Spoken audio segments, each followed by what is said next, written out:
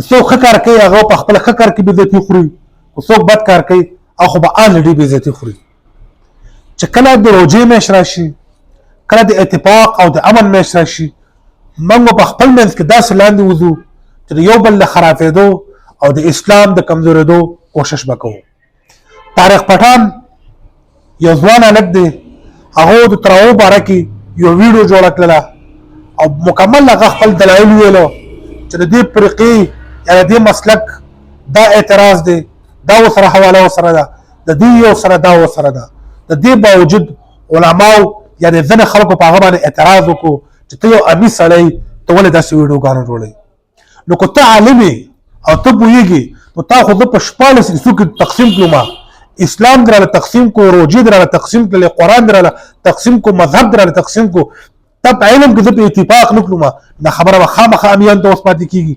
یو امیر ریسرچ کوي، هغه په خپل سوچ باندې یو کار کوي، هغه د قرآن دلایل ګوري او یو فیصله کوي، نو ته هېڅوک چې هغه ته ته نشې کتلی. خو ته عالم یې، ته پوه یې، ستا سره علم د سره خو ته به راپاڅېدلی د امت او دا قوم به په قرآن او په حدیث باندې یو کلي وې.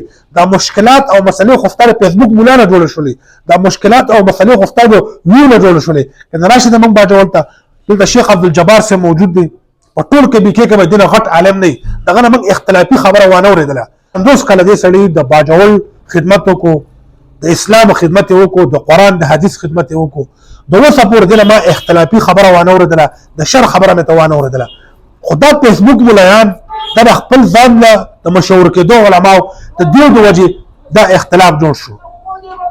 بیا که موږ خپل مذهبي اختلاف ته وګورو، علما شته په دې ملک کې، قابل علما کرام شته، ښه خلک شته.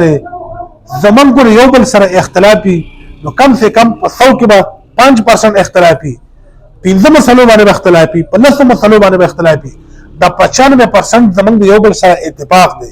خو دا نوي مولان، دا واړه واړه هلکان دا به راپاڅېږي، دغه 95 اتفاقي مسلې به نه بیانوي، خو دغه 15 اختلافي به بیانوي چې زما ویو او زما فیسبوک به برابر شي. ګوره مه بدناموئ د خپل اسلام، مه بدناموئ د خپل قرآن او حدیث. علما کرامو ټولو کښېنئ په یو پیج باندې شئ، یوه خبره جوړه کړئ. او که ته دا وایې چې یو امي سره خپل یو سوچ کوي، هغه تا دومره کنفیوز کړی دی چې په 8 په 20 په 50 کې کنفیوز کړی دی، خو هغه خپل یو ریسرچ وکړي، خپل یو سوچ وکړي، نو د هغه باوجود ته ورته لګوي چې یاره تا د چا ویلي ته ریسرچ کوه، تا د چا ویلي چې ته دیني مسایل بیانوه. نو چې نه بیانوي نو څه به کوې؟ داسې علما موږ لیدلي دي چې زموږ نه زیاتې ګیرې خرولي، هغه اسلام په ښه طریقه باندې بیانوي. تاسو ترکیه ته وګورئ، تاسو مصر ته وګورئ، د پاکستان نورو ټي وي چینلو ته وګورئ، داسې علما په ناست چې ګیرې خرولي، خپل ریسرچ کوي، اسلام په ډېر ښه طریقه باندې بیانوي. السلام.